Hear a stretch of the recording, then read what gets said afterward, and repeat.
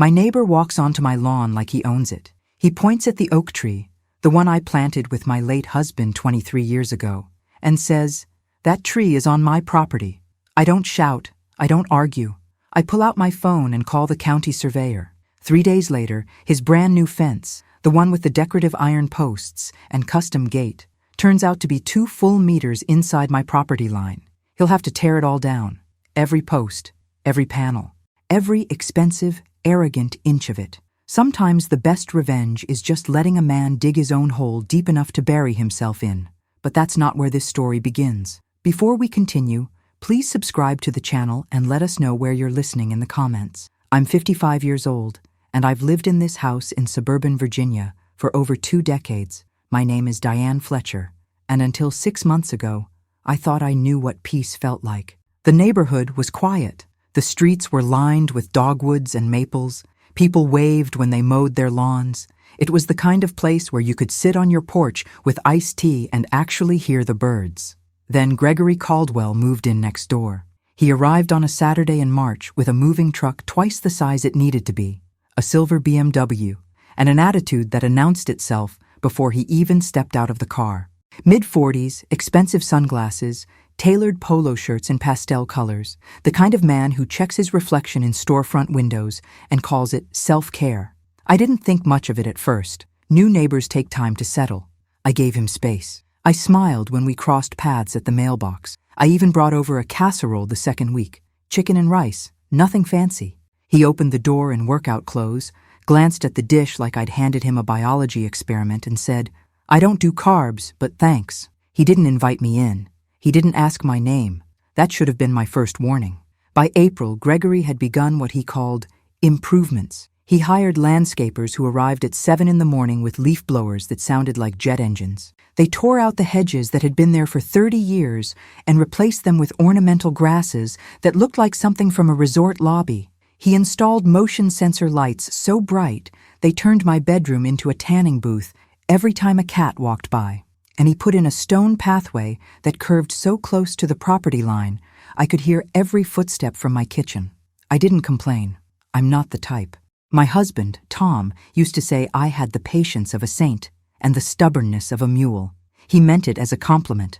I learned early that some battles aren't worth the breath, and some people aren't worth the explanation. But Gregory wasn't finished. One morning in early May, I walked outside to water my garden and saw a crew unloading lumber in his driveway. By noon, they were digging post holes. By the end of the week, a fence was going up. Tall, dark wood with iron accents. The kind of fence that costs more than most people's cars. It was beautiful, I'll admit. Elegant even. It was also on my property. I noticed it the first day, but I didn't say anything. I told myself I was imagining things. Property lines can be tricky. Maybe I was remembering wrong. Tom had always handled that sort of thing, the surveys, the boundaries, the paperwork. After he died 3 years ago, I'd let a lot of those details fade into the background. I had enough to manage just keeping the house standing and the yard from turning into a jungle.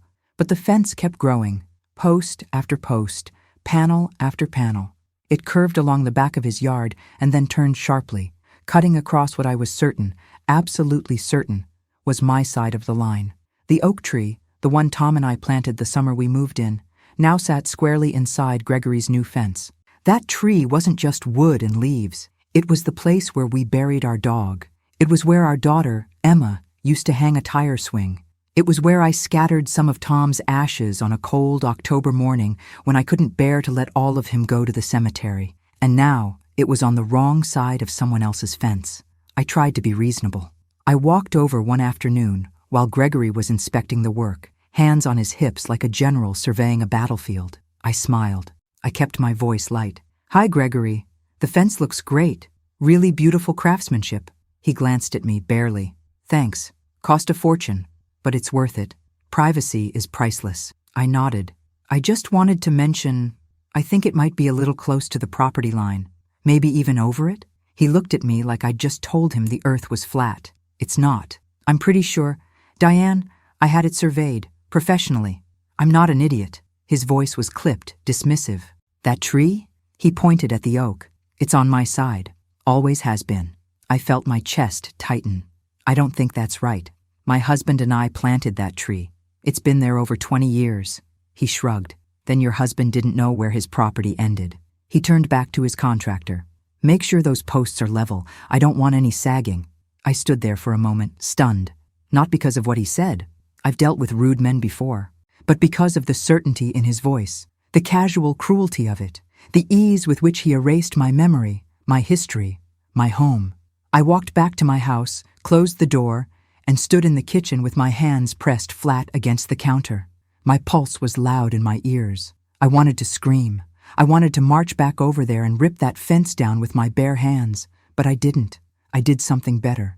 I went to the attic. Tom had kept everything.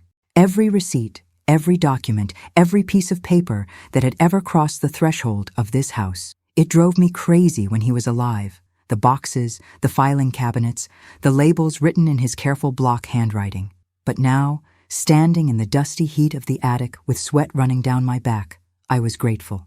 I found the property survey in a banker's box labeled House 2002. It was dated from when we bought the place. I unfolded it carefully, smoothing the creases, and traced the property line with my finger. The oak tree was ours, no question.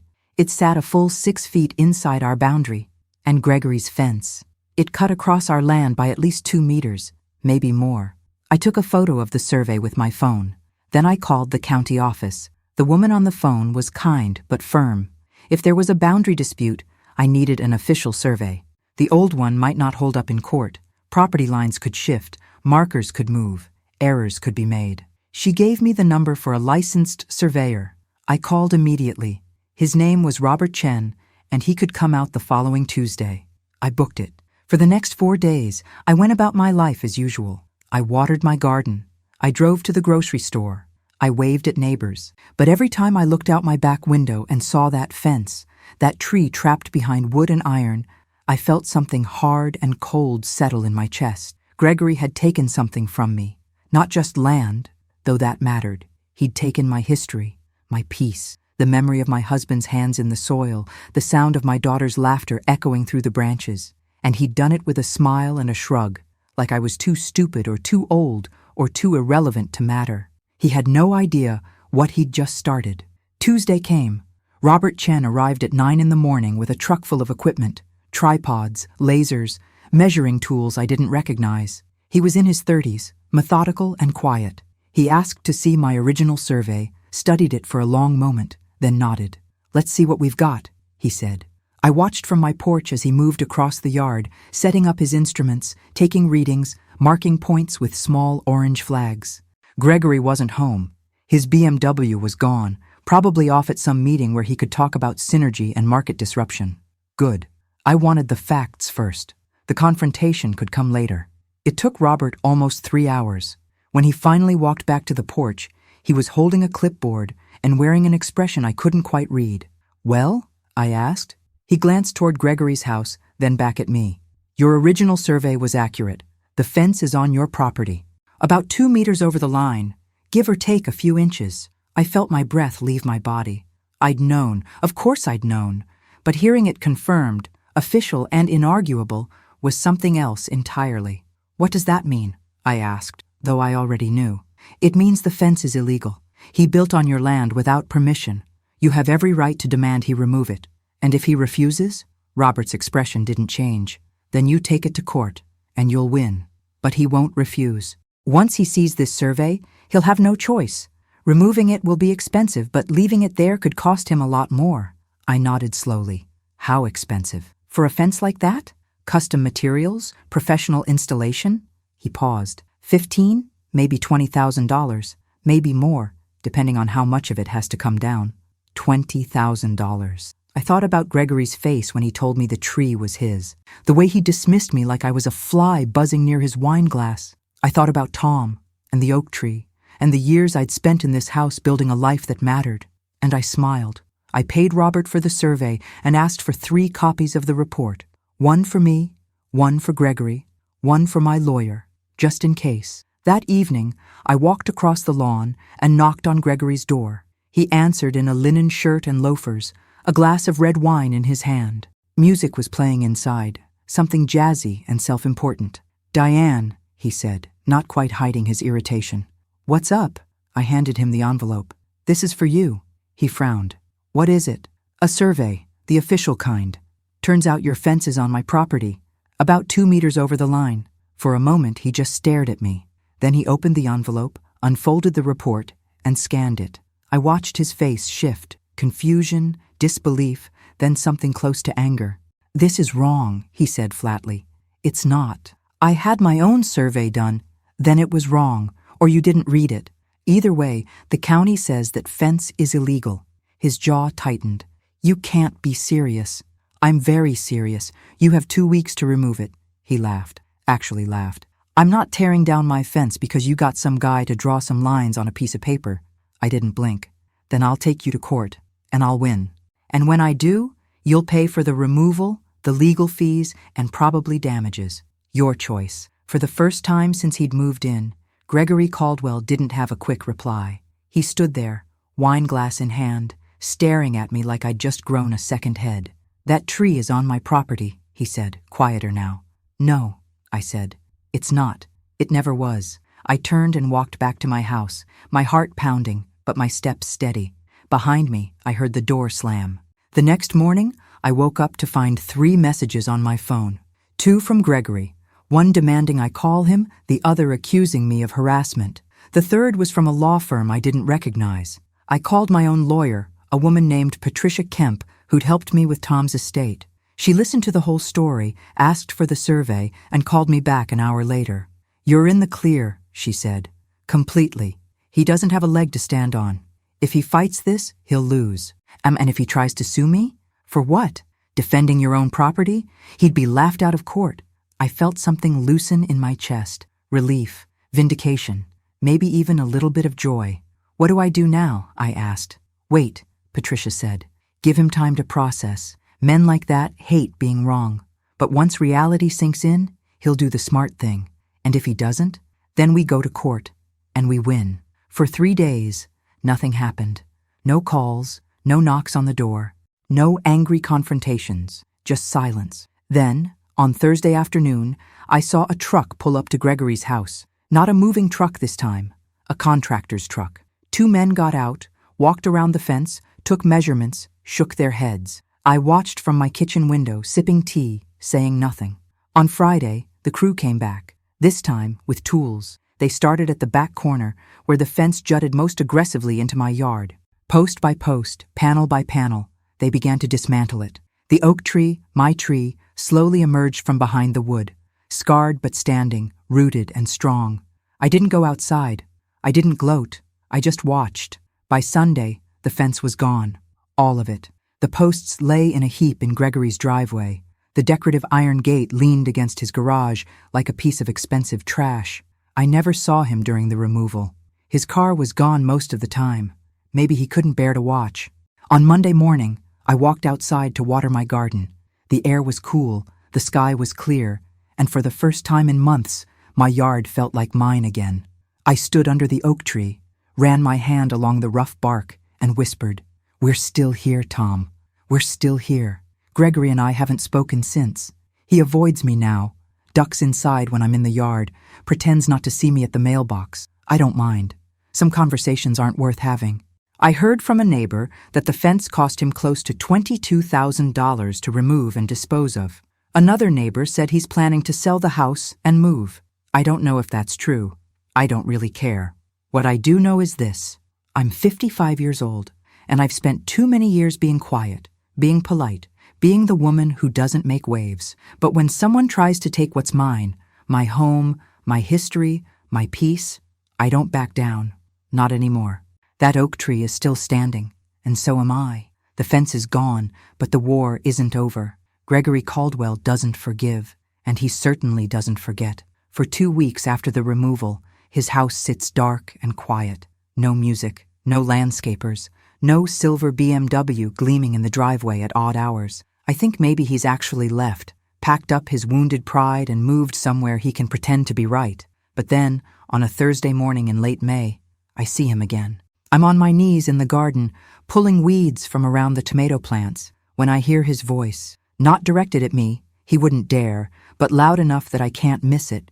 He's talking to someone on his phone, pacing near the property line with aggressive, clipped steps. No, I don't care what it costs. I want cameras, high definition, motion activated, the whole perimeter. I keep my head down, my hands in the soil, but I'm listening. She thinks she won? His laugh is bitter, sharp. She has no idea who she's dealing with. My stomach tightens. Not with fear, I'm long past that, but with recognition. I've met men like Gregory before. Men who see compromise as defeat. Men who can't stand the idea that a woman, especially a woman my age, might be smarter, calmer, or more prepared than they are. He's not done. He's regrouping. By the end of the week, a security company arrives. They install cameras on every corner of his house, sleek black domes that swivel and track movement. One of them is angled directly at my driveway. Another faces my backyard. I stand on my porch, arms crossed, watching them work. One of the installers glances over, uncomfortable. He knows what this is. So do I. When they finish, Gregory comes outside. He doesn't look at me, but he makes a show of testing the cameras, tilting his head back, smiling at the lens like he's posing for a magazine cover. Perfect, he says, loud enough for me to hear. Now I'll know if anyone steps foot on my property. I go inside and call Patricia. Is it legal? I ask. Technically, yes, Patricia says. He can put cameras on his own house, but if they're recording your property, especially inside your windows or private areas, that's a different story. They're pointed at my yard. That's a gray area. As long as he's not recording inside your home, there's not much you can do. But keep an eye on it. If he uses the footage to harass you, or if he shares it publicly, we can take action. I thank her and hang up. Then I walk to my bedroom window and close the curtains. I hate that I have to do that. I hate that a man I barely know has made me feel watched in my own home. But I don't let it show. Not to him. Not to anyone. June arrives with heat that presses down like a wet towel. The dogwoods lose their blossoms. The grass turns brittle. I water my garden in the early mornings, before the sun gets cruel, and I try to ignore the cameras tracking my every move. Gregory's behavior shifts. He's outside more now, always when I am. If I'm mowing the lawn, he's suddenly trimming hedges. If I'm checking the mail, he's washing his car. He doesn't speak to me, but his presence is deliberate, calculated. It's a performance. He wants me to know he's watching. He wants me to feel uncomfortable. I refuse to give him the satisfaction. One Saturday afternoon, I'm sitting on my porch with a book when a car pulls up to Gregory's house. It's a white SUV with tinted windows, and two women get out, one in her 40s, sharply dressed, the other younger, maybe mid-20s. They walk up to his door like they've been there before. Gregory greets them with a warmth I've never seen him show. He hugs the older woman, kisses her cheek. The younger one says something, and he laughs. Actually laughs. The kind of laugh that sounds genuine. I watch, curious. A girlfriend? A sister? I have no idea. They go inside. The door closes. An hour later, they leave. Gregory stands on the porch, waving, smiling. The moment their car turns the corner, his expression goes flat. He glances toward my house, sees me watching, and his jaw tightens. I lift my book and keep reading. The next morning, I find a letter in my mailbox. Not delivered by the post office, just tucked inside, folded neatly. My name is written on the outside, in thin, precise handwriting. I take it inside, sit at the kitchen table, and unfold it. Dear Ms. Fletcher, I am writing on behalf of my client, Mr. Gregory Caldwell, regarding ongoing disputes related to property boundaries and neighborhood conduct. My client has expressed concern about your recent actions, which he believes constitute harassment and trespassing. Specifically, Mr. Caldwell alleges that you have repeatedly encroached upon his property, made baseless legal claims, and created a hostile living environment. He is prepared to pursue legal remedies if these behaviors continue. We strongly advise you to cease all contact with Mr. Caldwell and to refrain from any further interference with his property or peace of mind. Sincerely, Jonathan Reeves, Esquire. I read it twice. Then I set it down and stare out the window. Harassment, trespassing, hostile environment. The words are absurd. I've barely spoken to the man in weeks. I've done nothing but exist in my own home, on my own land. But that's the point, isn't it? This isn't about facts. It's about intimidation. It's about making me doubt myself, making me afraid, making me back down. I pick up my phone and call Patricia. She listens without interrupting. When I finish, She sighs. It's a scare tactic. A cheap one. He's got a lawyer who's willing to send nasty letters, but there's nothing behind it. You haven't harassed him. You haven't trespassed. You enforced your legal rights. So I ignore it? You could. Or we respond. Firmly. Professionally. Let him know you're not intimidated. I think about it. About the cameras. The letter. The way Gregory watches me like a predator circling something wounded. Respond, I say. Patricia agrees. I'll draft something today. And Diane? Don't let this guy get in your head. You've done nothing wrong. I hang up. But her words don't bring the comfort she intended. Because the truth is, Gregory already is in my head. Not because I'm afraid of him, but because I'm tired. Tired of being watched. Tired of fighting. Tired of living next to someone who sees my existence as a personal insult. That evening, I sit on the porch with a glass of wine and watch the sun set over the oak tree. The branches sway gently in the breeze, leaves rustling like whispered secrets. Tom and I used to sit here together. He'd tell terrible jokes. I'd laugh anyway. We'd plan vacations we never took, projects we never finished. It didn't matter. We had time, or so we thought. I miss him most in moments like this, when the world feels too big, too hostile, too complicated. He always knew what to say. He always made things feel manageable. Now I'm alone. And some days, that loneliness is heavier than anything Gregory could ever do to me. But I don't cry. I won't give him that. A week later, Patricia sends me a copy of her response to Jonathan Reeves. It's 2 pages of polite, professional language that essentially says, "Your client is full of shit, and if he keeps this up, we'll bury him in court." I read it 3 times, smiling. The same day, I receive another letter. This one is from the Homeowners Association, an organization I'd forgotten even existed. Apparently, Gregory has filed a complaint. He claims my oak tree is a safety hazard because some of the branches extend over the property line into his airspace. He wants it trimmed. Immediately. I call the HOA president, a man named Dale Hutchins, who's lived in the neighborhood longer than I have. He sounds embarrassed. "Look, Diane, I don't think there's anything wrong with your tree, but the rules say if a neighbor complains, we have to investigate. I'll come by tomorrow and take a look." "Fine," I say. "But Dale? That tree has been there for over 20 years. It's healthy, it's safe, and this is just harassment." "I know," he says quietly. "I know." Dale comes by the next morning with a clipboard and a tape measure. He walks around the tree, examines the branches, takes notes. Gregory is outside, pretending to read a book on his porch, watching. After 10 minutes, Dale walks over to me. "The tree's fine. No hazard. No violation. I'll file the report." "And Gregory's complaint?" "Dismissed." I nod. "Thank you." Dale lowers his voice. "Off the record, that guy's got problems. He's filed 3 complaints in 6 months about hedges, mailboxes, parking. Everyone's getting tired of it." I don't respond. I don't need to. Gregory's reputation is building itself, but the harassment doesn't stop. If anything, it escalates. My trash bins are knocked over in the middle of the night. Twice. Someone, though I can't prove who, files a noise complaint with the county, claiming I play loud music at all hours. I don't even own a stereo. A package I ordered disappears from my porch. The delivery driver swears he left it there. I check Gregory's cameras later.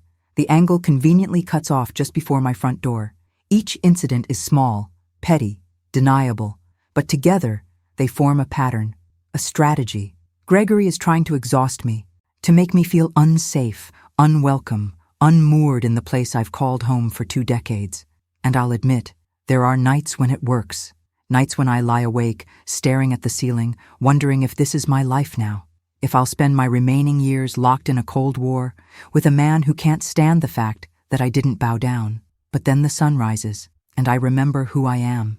In early July, I'm outside watering the garden when a woman approaches from across the street. I recognize her vaguely. She moved in a few years ago, keeps to herself mostly. Her name is Sharon, I think. "Diane?" she calls softly. I turn off the hose. "Yes?" She glances toward Gregory's house, then back at me. "I just wanted to say, I think what you did with the fence was right. He had no business building on your land." I blink, surprised. "Thank you. And I wanted you to know, you're not the only one he's been awful to. He threatened to sue me last month because my dog barked at 6 in the morning. 6 in the morning. On a weekday." She shakes her head, frustrated. He thinks he owns the whole neighborhood, but he doesn't, and people are noticing. I feel something shift in my chest. Not quite relief, but something close to it. Solidarity, maybe. The knowledge that I'm not alone in this. Thank you for telling me, I say. Sharon nods. If you ever need anything, or if he tries anything else, let me know. A few of us have been talking. We've got your back. She walks away before I can respond, but her words stay with me. I'm not fighting this battle alone. That night, I sit at my kitchen table with a cup of tea and a notebook. I write down every incident, every letter, every complaint, every camera angle, every knocked-over trash can. I document dates, times, witnesses. I take screenshots. I save emails. Because if this escalates, if Gregory pushes this any further, I want to be ready. Not with anger, not with fear, with facts. The next week, something shifts. Gregory's car is gone for 3 days straight. No lights in his house, no cameras swiveling, no sudden appearances whenever I step outside. I don't know where he is, and I don't care. The silence is a gift. I spend those days in my garden, replanting flowers, pulling weeds, letting the sun warm my shoulders. I think about Tom, about Emma, who calls every Sunday from California, about the life I've built here, the roots I've put down. This house is mine. This yard is mine. This peace, fragile as it is mine, and I will not let anyone take it from me. On the 4th day, Gregory returns. I hear his car pull in late at night, the engine cutting off, the door slamming. I'm already in bed, curtains drawn, but I hear him moving around outside, footsteps on gravel, something heavy being dragged. I don't get up to look. I don't need to. Whatever he's planning, I'll deal with it when it comes. The next morning, I wake to find a new sign planted in his front yard. It's large, professional, impossible to miss. Property under surveillance. Smile, you're on camera. It's facing my house. I stand on my porch with my coffee, staring at it, and for the first time in weeks, I laugh. Not because it's funny, but because it's desperate. Gregory Caldwell is running out of moves, and he knows it. I go inside, pick up my phone, and text Patricia. New development. Call when you can. She responds within minutes. On my way. I set the phone down and look out the window at the oak tree. Its branches are full and green, reaching toward the sky like open hands. Tom used to say that tree was the strongest thing on our property, stronger than the house, stronger than the driveway, stronger than us. He was right, and I'm still standing too. Patricia arrives an hour later. I show her the sign, the cameras, the documentation I've been keeping. She reads through it carefully, her expression shifting from concern to something harder, more focused. This is harassment, she says. Clear, documentable harassment. And with the HOA complaints, the false noise report, the missing packages, we have a case. A case for what? A restraining order. Possibly a civil suit for intentional infliction of emotional distress. He's crossed the line, Diane. I sit down, suddenly exhausted. I don't want to sue him. I just want him to leave me alone. Patricia leans forward. Then we make him. We file for the restraining order. If he violates it, he faces legal consequences, real ones. It'll force him to back off. I think about it, about the cameras, the letters, the endless grinding pressure of living next to someone who sees you as the enemy. Do it, I say. The paperwork is filed the following Monday. A hearing is scheduled for 3 weeks out. In the meantime, Gregory receives notice that I'm seeking a restraining order. I don't see his reaction. I don't need to. But 2 days later, the sign in his yard is gone. The cameras are angled away from my house. His car stays in the driveway, but he doesn't come outside when I do. It's not peace, not yet, but it's progress. I spend the next few weeks preparing for the hearing. Patricia walks me through what to expect, how to present the evidence, what questions I might be asked. It's exhausting, nerve-wracking, but also strangely empowering, because for the first time since this began, I'm not reacting. I'm acting. I'm taking control. The night before the hearing, I sit on the porch again. The air is warm, heavy with the scent of jasmine and cut grass. Fireflies blink in the darkness. Somewhere down the street, a dog barks. I think about Tom, about how he always believed in doing the right thing, even when it was hard. About how he taught me that strength isn't about never being afraid. It's about moving forward anyway. I think about Emma, who called yesterday and said, "Mom, I'm proud of you. Don't let that guy push you around." And I think about myself, about the woman I was when this started, tired, uncertain, still grieving. I'm not that woman anymore. Tomorrow, I'll walk into that courtroom. I'll tell my story. I'll present my evidence. And I'll win. Not because I'm cruel, not because I want revenge, but because I deserve to live in peace, in my own home, on my own terms, and no one, not Gregory Caldwell, not anyone, gets to take that from me. The courthouse smells like old paper and floor wax. I sit on a wooden bench outside courtroom 3B, hands folded in my lap, waiting. Patricia is beside me, reviewing notes on her tablet, calm and composed. I try to mirror her energy, but my heart is beating too fast. My palms are damp. Across the hallway, Gregory sits with his lawyer, Jonathan Reeves, the man who sent the threatening letters. They're speaking in low voices, heads bent together. Gregory is wearing a navy suit, his hair perfectly styled, his expression serious. He looks like a man who's been wronged, a man seeking justice. He's very good at playing the victim. But I know the truth, and soon, the judge will too. The bailiff calls us in at 9:47 a.m. The courtroom is smaller than I expected. Wood paneling, fluorescent lights, a few rows of seating. The judge, a woman in her 60s with sharp eyes and silver hair pulled into a tight bun, sits behind the bench, already looking tired. Her nameplate reads, On Margaret Castellano. Patricia and I sit at one table. Gregory and Jonathan Reeves sit at the other. The judge reviews a stack of papers, flipping through them with practiced efficiency. This is a petition for a restraining order, she says without looking up. Ms. Fletcher, you're the petitioner. Mr. Caldwell, you're the respondent. Let's keep this brief and civil. She finally looks up. Her gaze moves between us, assessing. Ms. Fletcher, you may begin. I stand. My legs feel unsteady, but I keep my voice level. Your Honor, I'm seeking a restraining order against my neighbor, Gregory Caldwell, due to ongoing harassment that began after I enforced my legal property rights. I explain the fence, the survey, the removal, and then I walk through the escalation. The cameras pointed at my home, the threatening letters, the false complaints to the HOA and county, the missing packages, the overturned trash bins, the intimidating sign in his yard. Patricia presents the evidence, photos of the cameras, copies of the letters, the HOA report, timestamps and screenshots. Everything is organized, labeled, dated. Judge Castellano listens without interrupting. She examines each document carefully, her expression unreadable. When I finish, she nods. Thank you, Ms. Fletcher. Mr. Caldwell, your response? Gregory stands. He straightens his tie, clears his throat.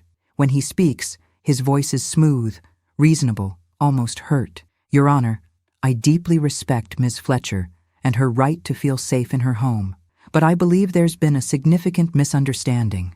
He pauses, as if choosing his words carefully. Yes, I installed security cameras, but not to harass Ms. Fletcher, to protect my own property. I've had issues with vandalism in the neighborhood. The cameras are standard home security equipment, available at any hardware store. Judge Castellano glances at the photos. The cameras are angled toward Ms. Fletcher's property. Some overlap is unavoidable, Your Honor. My driveway is adjacent to hers, but I'm not recording inside her home. I'm simply monitoring my own space. Jonathan Reeves stands. Your Honor, if I may, Mr. Caldwell has every right to install security measures on his own property. Ms. Fletcher's discomfort, while understandable, doesn't constitute harassment. Patricia stands immediately. Your Honor, the pattern of behavior goes far beyond security cameras. The false noise complaints, the baseless HOA violations, the intimidating signage. These are deliberate acts designed to make Ms. Fletcher feel unwelcome and unsafe in her own home. Judge Castellano raises a hand. I've read the filings. Let's move on. Mr. Caldwell, what about the letters from your attorney? Gregory shifts. I was advised to establish boundaries after Ms. Fletcher's repeated what? The judge interrupts. Intrusions. She came onto my property multiple times, made accusations about the fence, questioned my contractor. She enforced her legal property rights. Patricia cuts in. Mr. Caldwell built a fence on her land. The survey confirmed it. He was required by law to remove it. Gregory's jaw tightens. That survey was accurate, Judge Castellano says flatly. She's looking at the survey report now. I have the county surveyor's findings right here. The fence was on Ms. Fletcher's property. You removed it, correct? Yes, Gregory says, his voice strained. But then there was no intrusion. Ms. Fletcher was protecting her property, as is her right. Silence. Gregory's lawyer leans over, whispers something. Gregory nods stiffly. Judge Castellano sets down the papers and looks directly at him.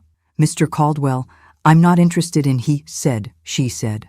I'm interested in facts, and the facts show a pattern of retaliatory behavior on your part. Your Honor, with respect, I'm not finished. Her tone is sharp now. You don't get to build on someone's land, get caught, and then punish them for calling you out. That's not how this works. Gregory says nothing. His face is red, his hands clenched at his sides. The judge turns to me. Ms. Fletcher, have you had any direct confrontations with Mr. Caldwell? Any verbal altercations? No, Your Honor. I've avoided him as much as possible. Have you damaged any of his property? Made threats? Engaged in any behavior that could be considered harassment? No, she nods, satisfied. Then she looks at Gregory. Mr. Caldwell, I'm granting a temporary restraining order. You are to have no contact with Ms. Fletcher, direct or indirect. You will not approach her, communicate with her, or take any action that could be perceived as intimidation or harassment. Gregory's face goes pale. Your Honor, this includes filing frivolous complaints with the HOA or county. If I see any more baseless reports, I'll consider it a violation of this order. Do you understand? Yes, he says quietly. Good. The order is effective immediately and will remain in place for 6 months, at which point we'll review. If you violate it, you'll face legal consequences. Are we clear? Yes, Your Honor. Judge Castellano signs the order and hands it to the bailiff. Next case. We walk out of the courtroom into the bright, sterile hallway. Patricia is smiling. That went better than I expected, she says. Castellano doesn't mess around. I nod, but I don't feel victorious. I feel exhausted, hollowed out. He's going to hate me even more now, I say quietly. Patricia stops, turns to face me. Diane, he already hated you. This just makes it official that he has to leave you alone. That's a win. I want to believe her, I do. But as we walk toward the exit, I glance back and see Gregory standing in the hallway, staring at me. His expression is cold, unreadable. He doesn't look defeated. He looks like he's calculating his next move. For the first few days after the hearing, everything is quiet.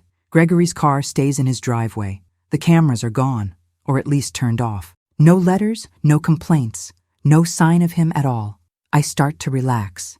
Maybe the restraining order was enough. Maybe he finally understood that this fight was over. But on the 4th day, I see movement in his yard. A crew arrives with a truck full of plants. Tall, dense shrubs with thick, dark leaves. They spend the entire day planting them along the property line, right up against the edge of his yard.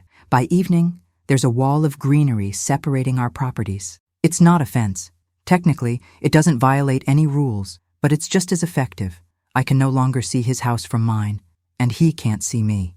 I stand in my yard, staring at the wall of leaves, unsure how to feel. Is this peace, or just a new kind of silence?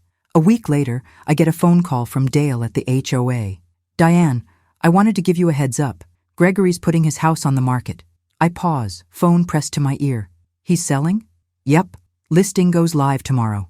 I thought you'd want to know. I thank him and hang up. Then I sit down at the kitchen table, staring at nothing. He's leaving. I should feel relieved, victorious even. But instead, I just feel tired. The for sale sign goes up the next morning. It's large, professional, planted right in the center of his front yard. I watch from my window as a photographer arrives to take pictures. Gregory stands on the porch, directing them, pointing out features. He's smiling again, that same smooth, confident smile he wore the day he moved in. By the weekend, there's an open house. Cars line the street. Couples walk through, taking notes, whispering to each other. Gregory plays the perfect host, charming, attentive, eager to sell. I stay inside, curtains drawn. Sharon comes by that evening with a bottle of wine. I heard he's leaving, she says, handing me the bottle. He is. Good. The neighborhood will be better off. We sit on the porch, drinking wine, watching the sky turn pink and orange. For the first time in months, I feel something close to peace. Did you ever think it would get this bad? Sharon asks. I shake my head. No, I thought we'd have a conversation, maybe disagree, and then move on. I didn't think he'd make it a war. Some people can't handle being wrong, she says, especially men like that. They've spent their whole lives being right, being in control. When someone challenges them, especially a woman, they lose it. I think about that, about Gregory's face in the courtroom, about the cameras, the letters, the endless grinding need to win. I didn't want to fight, I say quietly. I just wanted what was mine. I know, Sharon says, and you got it. That's what matters. 3 weeks later, the house sells. I don't know who bought it. A young family, I hope. People with kids and dogs and laughter. Gregory moves out on a Saturday in late August. I watch from my bedroom window as the moving truck backs into his driveway. Men in uniforms carry boxes, furniture, all the expensive trappings of his carefully curated life. He doesn't look at my house, not once. By evening, the truck is gone. The house is empty. The for sale sign is replaced with sold. I walk outside and stand under the oak tree, looking at the quiet, dark windows next door. It's over, but it doesn't feel like victory. It feels like survival. I think about the past 6 months, the fence, the survey, the harassment, the courtroom. I think about the hours I spent documenting, the nights I lay awake, the way my stomach clenched every time I saw his car in the driveway. I think about how small he made me feel, how invisible, how powerless, and I think about how I fought back, not with rage, not with cruelty, but with patience, with facts, with the quiet, stubborn refusal to be erased. That's the real victory. Not that he's gone, but that I stayed, that I stood my ground, that I didn't let him win. Emma calls that night. Mom, I heard he moved. Are you okay? I'm fine, I say, and I mean it. I'm actually really fine. I'm proud of you. You didn't let him push you around. No, I say, looking out at the oak tree, its branches swaying in the evening breeze. I didn't. We talk for an hour, about her job, her life in California, her plans to visit at Thanksgiving. When we hang up, I feel lighter than I have in months. The next morning, I wake early. The air is cool, the sky is clear. I make coffee and carry it outside, settling into the chair on the porch. The house next door is still dark, still empty, but it doesn't feel threatening anymore. It's just a house. I think about the new neighbors who'll move in.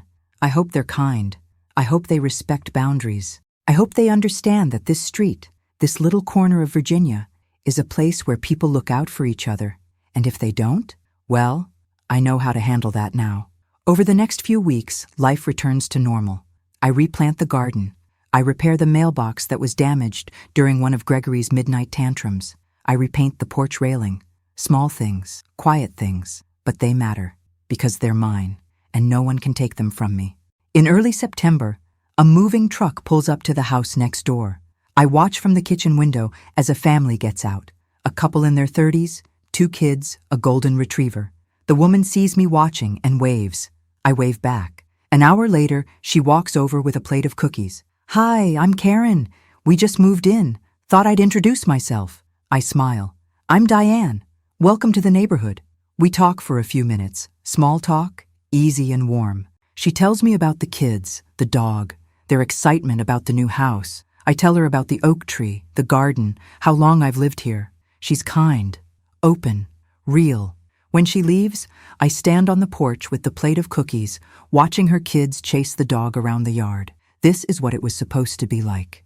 This is what Gregory could never understand. Home isn't about control. It's about connection. That night, I sit under the oak tree with a glass of wine, watching the stars come out. The air smells like autumn, cool and clean, with a hint of wood smoke from someone's fireplace down the street.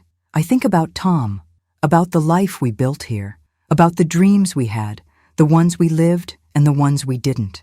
I think about the past 6 months, about Gregory, about the fence, the cameras, the courtroom, and I think about the future, about new neighbors, about quiet mornings and peaceful evenings, about reclaiming the space that's always been mine. I raise my glass to the tree, to the sky, to the memory of the man who planted it with me all those years ago. We did it, Tom, I whisper.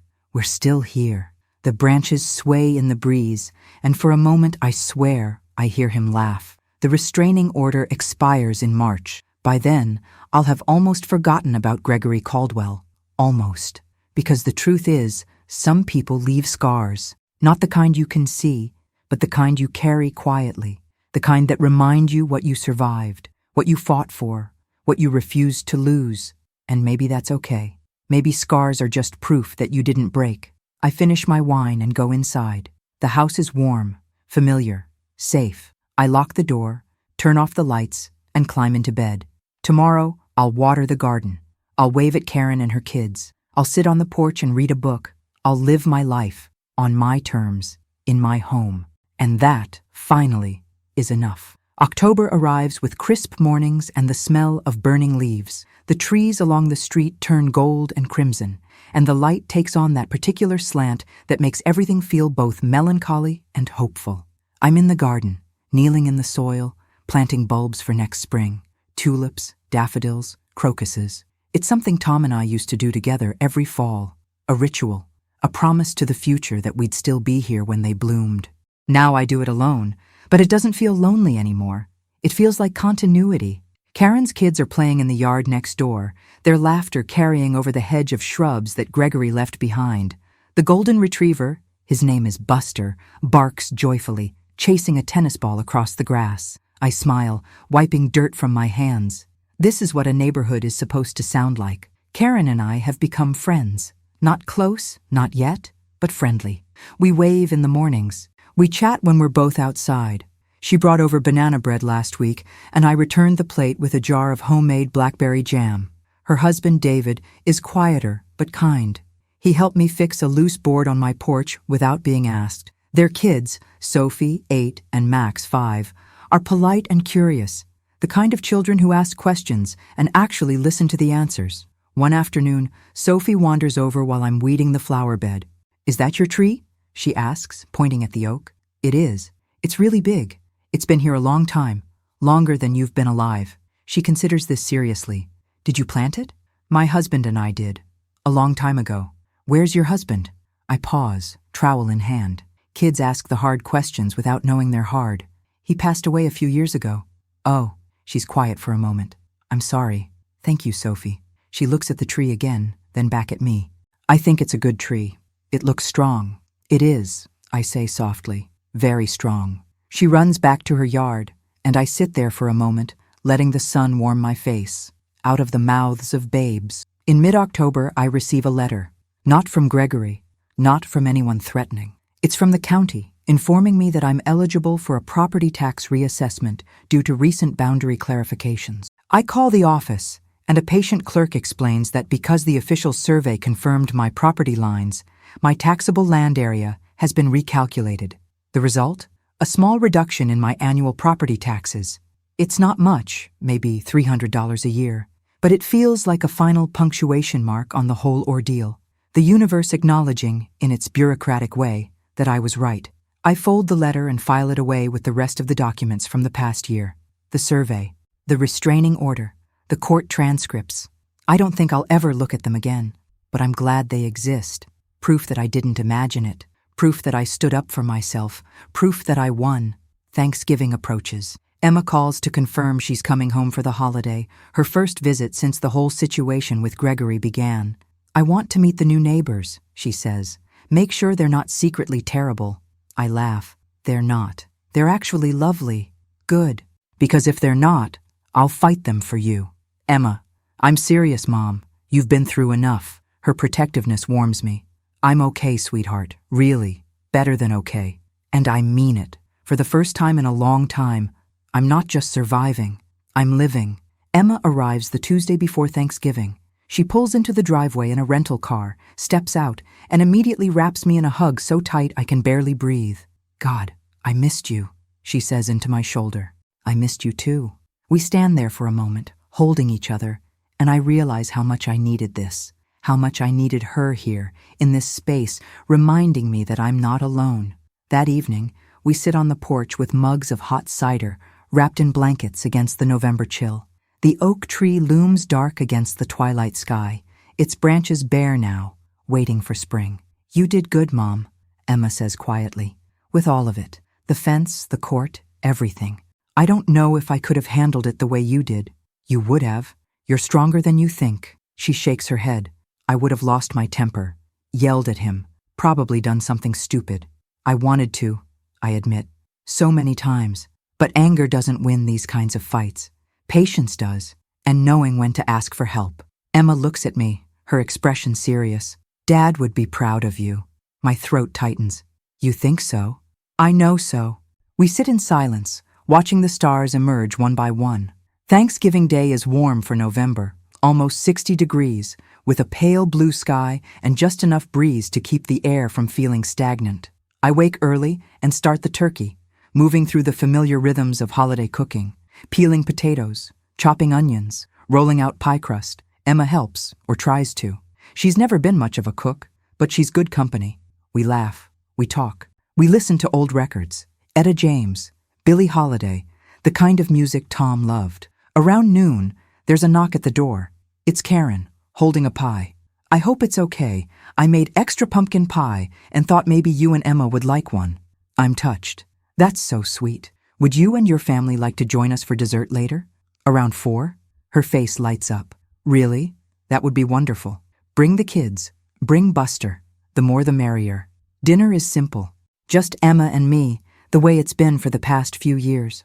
We sit at the dining table, the one Tom built by hand 30 years ago, and hold hands while Emma says grace. Thank you for this food, for this home, and for my mom, who's the toughest person I know.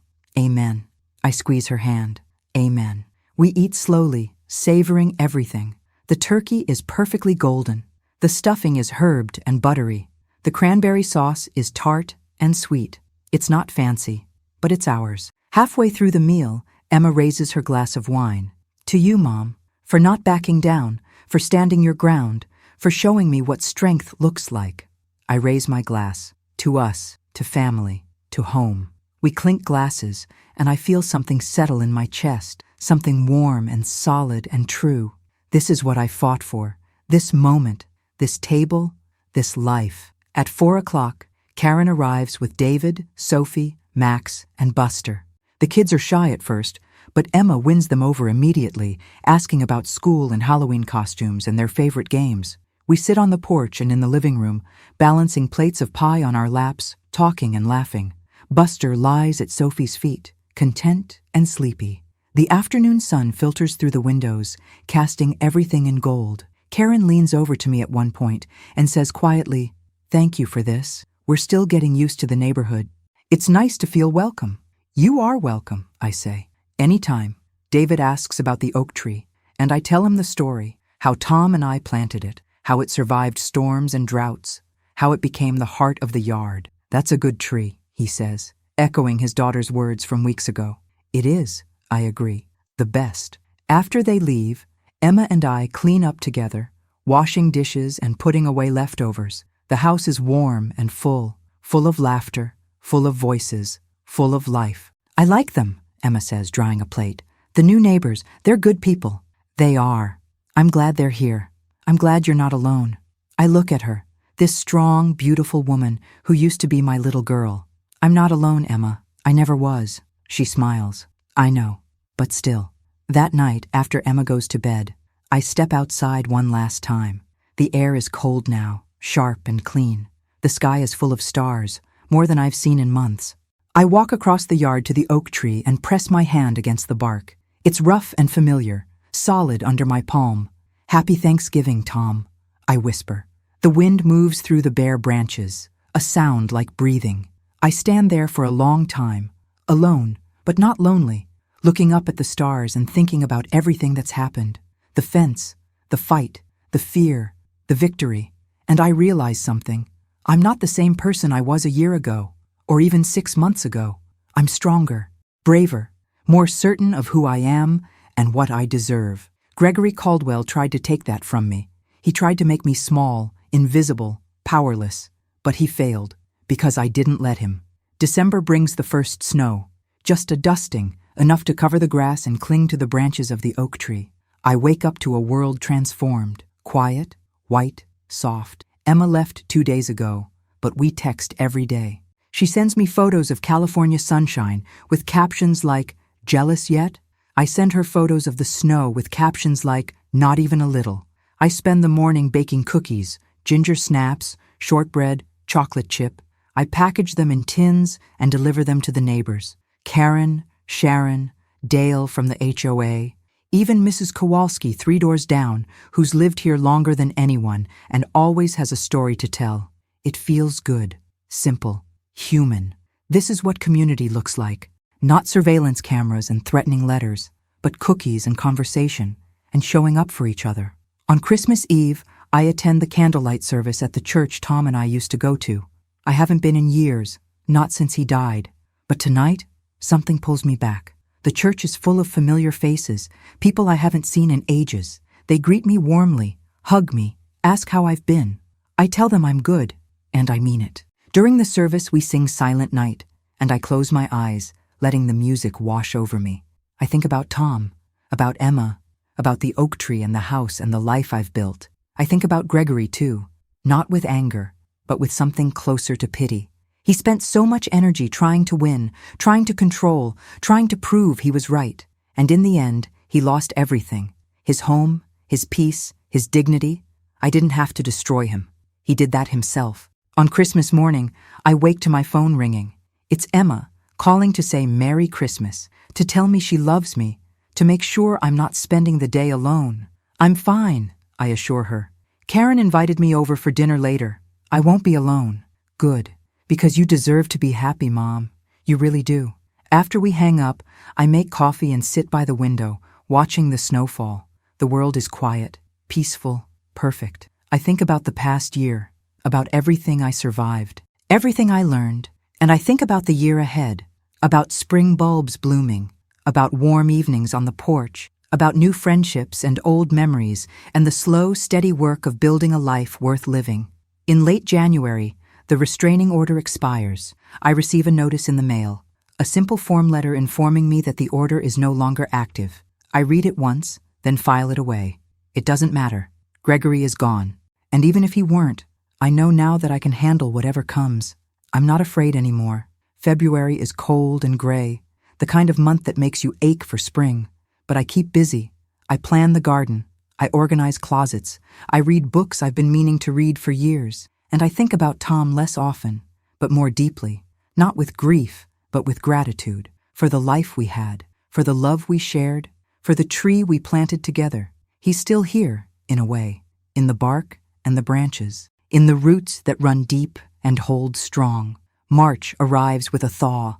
The snow melts, the ground softens, and one morning I wake to find the first green shoots pushing through the soil, the bulbs I planted in October.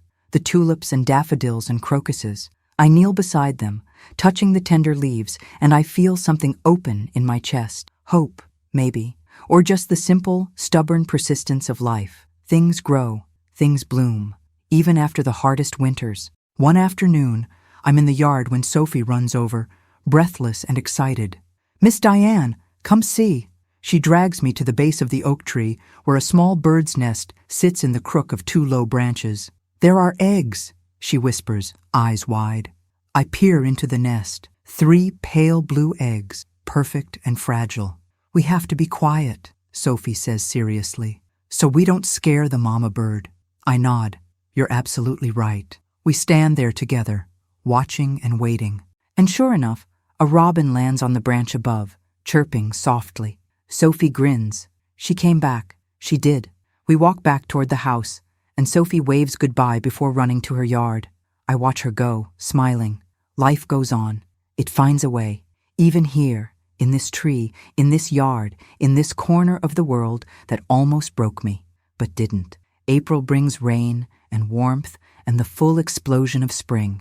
The tulips bloom in bright reds and yellows. The daffodils nod in the breeze. The oak tree fills with leaves, green and full and alive. I spend hours outside, working in the garden, sitting on the porch, watching the world wake up. Karen and I have coffee together once a week now.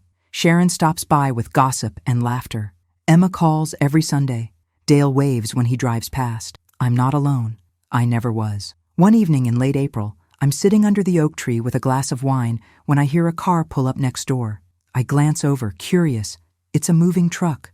Small, not like Gregory's enormous production. A young couple gets out. 20-somethings, holding hands, laughing about something. I realize they must be renting the house. Karen and David mentioned something about that, how the new owners were turning it into a rental property. The young woman sees me watching and waves. I wave back. A few minutes later, she walks over. Hi, I'm Rachel. We're moving in next door. I'm Diane. Welcome. Thanks. We're so excited. This neighborhood seems really nice. It is, I say, and I mean it. She glances at the oak tree.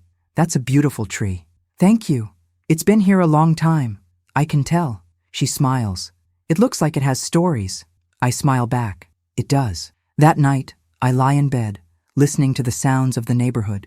Crickets, a distant dog barking, the rustle of leaves in the breeze.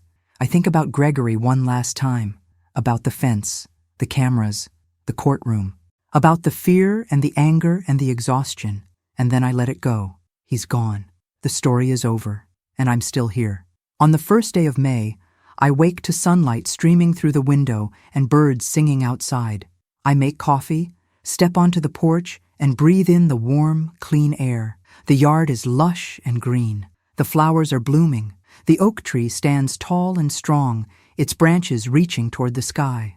I sit in my chair, mug in hand, and look out at the life I've built, the life I fought for, the life I refuse to let anyone take from me. And I smile, because this, right here, right now, this is victory. Not the courtroom, not the restraining order, not Gregory's departure. This quiet morning, this peaceful home, this sense of belonging. I'm 55 years old. I've lost my husband. I've fought a battle I never asked for. I've been scared and tired and angry and alone. But I'm still here, and I'm not going anywhere. Later that morning, Emma calls. Hey, Mom, just checking in. I'm good, sweetheart. Really good. Yeah? Yeah. There's a pause. Then she says, I'm proud of you. You know that, right? I do. Good. Because you're kind of a badass. I laugh. Language, Emma. I'm 32, Mom. I can say badass. Fair enough. We talk for a while longer. About work, about her life, about plans for the summer. When we hang up, I sit there with the phone in my hand, smiling. Life is good. Not perfect, not easy, but good. And that's enough. That afternoon, I'm in the garden when Sophie runs over again. Miss Diane, the baby bird's hatched. I follow her to the oak tree, and sure enough, 3 tiny fuzzy heads poke up from the nest, mouths open, chirping. Sophie is beside herself with joy. Can we name them? I think we should let them be wild, I say gently. But we can visit them every day and watch them grow. Okay, she nods solemnly. I'll be very quiet. We stand there together, watching the mother robin fly back and forth, feeding her babies. It's such a small moment, such a simple thing, but it feels like everything. Life continuing, life persisting, life blooming in the branches of a tree that's weathered every storm. As the sun sets that evening, I sit under the oak tree one more time. The sky is painted in shades of pink and orange, and the air is soft and warm. I think about Tom, about the day we planted this tree, young and hopeful, and convinced we had all the time in the world. I think about Emma, strong and brave, and so much like her father. I think about the neighbors, old and new, who've become part of my life, part of my story. And I think about myself, about the woman I was, and the woman I've become. I'm not the same. I'm different, harder in some ways, softer in others, but I'm still me, still Diane, still standing. I press my hand against the bark of the tree and whisper, thank you for the shade, for the strength, for the roots that hold everything together, and for the reminder that even when storms come, even when the world tries to uproot you, you can still stand tall, you can still bloom, you can still be home.